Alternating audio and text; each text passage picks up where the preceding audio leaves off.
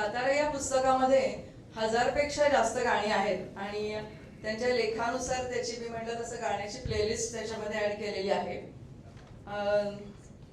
या पुस्तकामध्ये आपल्या भेटीला ज्यांनी आणलंय ते राजहंस प्रकाशनचे डॉक्टर बोरसे यांना मी आता विनंती करते की त्यांनी आपलं मनोगत व्यक्त करा.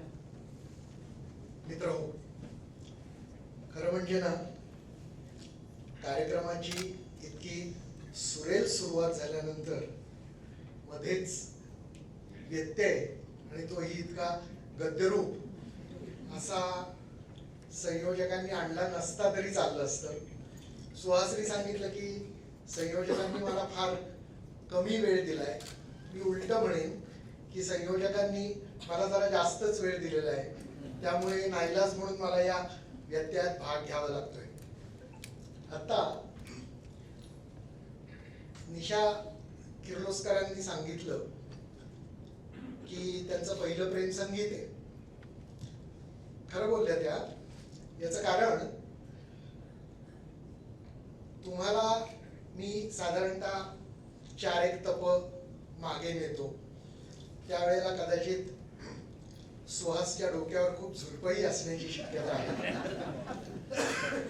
त्यावेळेला मनीषा देशमुख नावाच्या एका मुलीला इम्प्रेस करण्यासाठी म्हणून सुहास किर्लोस्करांनी संगीतामध्ये रस घेतला.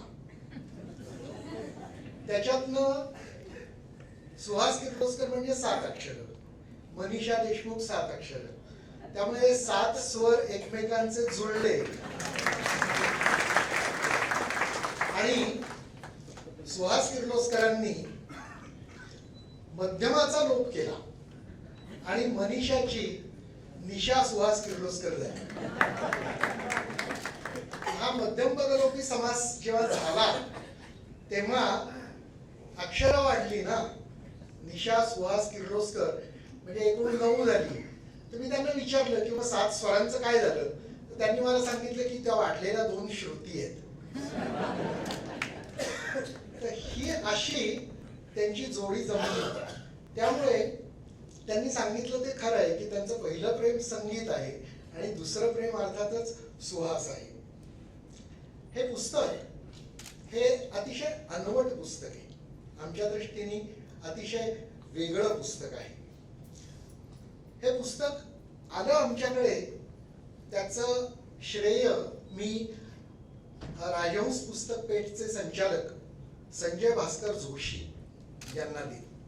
याचं कारण ते जे वेगवेगळे उपक्रम राबवतात त्याच्यातल्या एका उपक्रमामध्ये जो वाचनाशी संबंधित होता, स्पर्धात्मक होता आणि त्याच्यात सर्वोत्कृष्ट वाचक असं पारितोषिक हे सुहासना मिळालं. त्या कार्यक्रमाला मी गेलेलो असताना सहज गप्पा झाल्या आणि त्याच्यात त्यांनी हा विषय हा पुस्तकासाठी म्हणून माझ्याशी ते बोलले. त्याच्यातनं या पुस्तकाची निर्मिती झाली. हे पुस्तक हे मगाशी त्यांनी बरेच प्रश्न विचारले तुम्हा सगळ्यांना. त्यातल्या बऱ्याच प्रश्नांची उत्तरं ही आपल्यापैकी बऱ्याच जणांना माहिती नव्हती. काही जणांना थोड्या प्रश्नांची माहिती होती. मला सगळ्याच प्रश्नांची उत्तरं माहिती होती. याचं कारण त्यांनी ते गाईड मला आधीच दिलेलं होतं. तर ह्या प्रश्नांची किंवा यासारख्या अनेक प्रश्नांची उत्तरं आणि ती सुद्धा सोदाहरण उत्तरं त्यांनी सांगितलं तसं हे पुस्तक हे नुसतं वाचायचं पुस्तक नाहीये, तर ते वाचायचं आणि ऐकायचं पुस्तक आहे.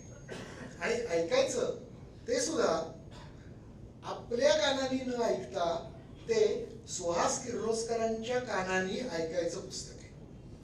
कारण त्यांनी या पुस्तकामध्ये त्यांनी स्वतः टिपलेले संगीताशी संबंधित आपण जी गाणी कित्येकदा ऐकलेली असतात त्या गाण्याकडे किती वेगळ्या तऱ्हेने बघता येतं याची एक वेगळी सुहास किर्लोस्करी नजर आणि वेगळा सुहास किर्लोस्करी कान हा या पुस्तकातनं त्यांनी तुम्हाला बहाल केलेला आहे. आणि त्यामुळे हे पुस्तक हे अतिशय वेगळ्या स्वरूपाचं पुस्तक असं झालेलं आहे. ते तुम्हाला फक्त तांत्रिक माहिती किंवा गाण्यासंबंधीचं तांत्रिक विश्लेषण या जंजाळामध्ये अडकवत नाही. तर ते तुम्हाला या संगीताच्या प्रदेशाची, जो अतिशय सुरम्य आहे, सुश्राव्य आहे, अशा प्रदेशाची हाताला धरून प्रसंगी मगाशी तुम्ही सांगितलं तसं बकोटा धरून सफर करायला लावतात आणि एक एक इतकी सुंदर स्थळं ही त्या सगळ्या प्रदेशातली दाखवतात की आपण त्याबद्दल थक्क होऊन जातो. त्यामुळे हे पुस्तक हे जरूर वाचा आणि वाचापेक्षा सुद्धा ऐका असं मी सुचवेन. या पुस्तकाचं अतिशय देखणं असं मुखपृष्ठ आणि आतली सजावट ही सुप्रसिद्ध चित्रकार चंद्रमोहन कुलकर्णी यांनी साकारलेली आहे. मला इथे आणखी एका गोष्टीचा विशेष उल्लेख करावा असं वाटतंय. सुहासिनी या पुस्तकाच्या बाबतीत आग्रहपूर्वक आम्हाला आतमधली सगळी छायाचित्र ही रंगीत घ्यायला लावली.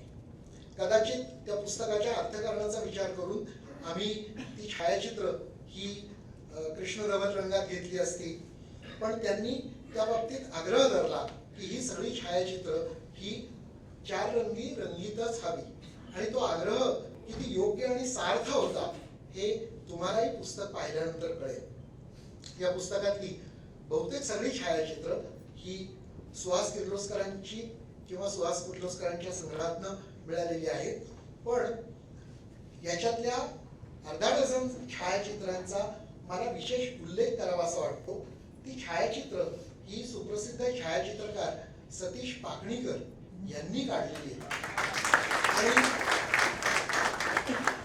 आपण सगळ्यांनी वेगवेगळ्या नियतकालिकांमध्ये, वेगवेगळ्या वर्तमानपत्रांमध्ये, आमच्या काही पुस्तकांमध्ये सतीश पाकणीकरांची छायाचित्र ही पाहिलेली असतील. या छायाचित्रामध्ये ज्याचं ते छायाचित्र आहे त्याचं नुसतं बाह्यरूप सतीश पाकणीकर पकडत नाही, तर ते छायाचित्र हे कृष्णधवल असो अथवा रंगीत असो, त्याच्यातला छायाप्रकाशाचा खेळ, त्याच्यातलं कॉम्पोजिशन, या सगळ्याद्वारे ते छायाचित्र ज्या व्यक्तीचं असेल त्या व्यक्तीचा गाभा ते त्या छायाचित्रामध्ये पकडतात. हाच अनुभव तुम्हाला या पुस्तकातली छायाचित्र पाहूनही येईल. या पुस्तकाच्या निर्मितीमध्ये राजहंस सर्वेसर्वा दिलीप माजगावकर आणि आमच्या संचालिका रेखा वहिनी यांचाही खूप मोठा वाटा आहे.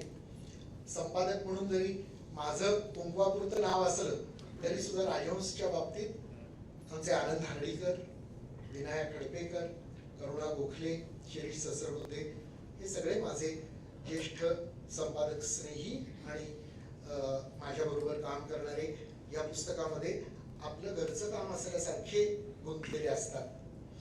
त्याच्या जोडीलाच या पुस्तकाच्या देखण्या निर्मितीवर सतत घारीसारखी नजर ठेवून असलेले आमचे निर्मिती प्रमुख शिरीष शेवाळकर आणि संपूर्ण राजहंसी टीम, त्याच्यातल्या एक सदस्य आता इथे उपस्थित आहेत. या पुस्तकाची अक्षरजुळणी यांनी केलेली आहे त्या मुग्धा दांडेकर आज या कार्यक्रमाला आवर्जून उपस्थित आहे. त्याच्या जोडीलाच तृप्ती देशपांडे, वैशाली जोशी, शर्मिली जोशी, संजय जोशी, भरत मोतीवाले, आज आमचे पुस्तकाची व्यवस्था बघणारे संदीप कुंभार आणि अभिजित, ही सगळीच राजहंसी टीम ही या पुस्तकाच्या निर्मितीमध्ये आणि तुमच्या सगळ्या व्यापामध्ये गुंतलेली असते. मगाशी जसं सुहासिनी सांगितलं की आपल्याला एक गाणं पडद्यावर बघायला मिळतं, पण त्याच्या मागे खूप लोकांचे प्रत्यक्ष अप्रत्यक्ष हात लागलेले असतात. त्या पद्धतीनेच या पुस्तकाच्या बाबतीत सुद्धा निर्मितीमध्ये आणि इतर सगळ्या व्यापामध्ये असे अनंत हात लागलेले आहेत.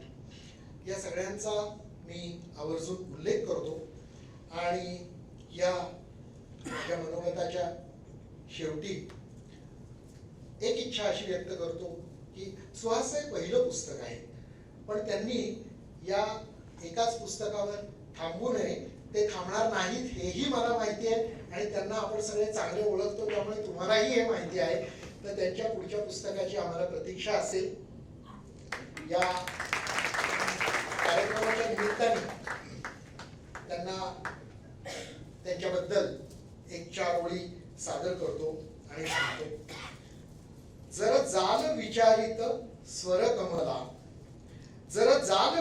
विचारित स्वरकमला, भेटेल तिथे हा सुहास तुम्हा. कमळ असलं तरी हे स्वर कमळ आहे, त्यामुळे ते सुवासिक नाहीये तर सुहासिक आहे. संगीत याच्या नसात वाहे, संगीतच हा नयनी पाहे, संगीत याच्या हृदयी राहे, संगीताच्या कलानगरी या. तिथे आलात की भेटेल तिथे हा सुहास तुम्हा. सुहास आणि निशा या दोघांचं एकरूपत्व कसं आहे. सुरात लावून तान पुरे दो, दोहो मधुनी नाद उमटतो. आणि तो कसा उमटतो तर एक तार एका तानपुऱ्याची छेडली तर दोन्ही तानपुरे हे त्याच सुरात एका वेळी वाजायला लागतात. दोहो मधुनी नाद उमटतो, तार छेडता एकच त्यातील, ऐकू येई गाता रहे दिल, गाता रहे दिल.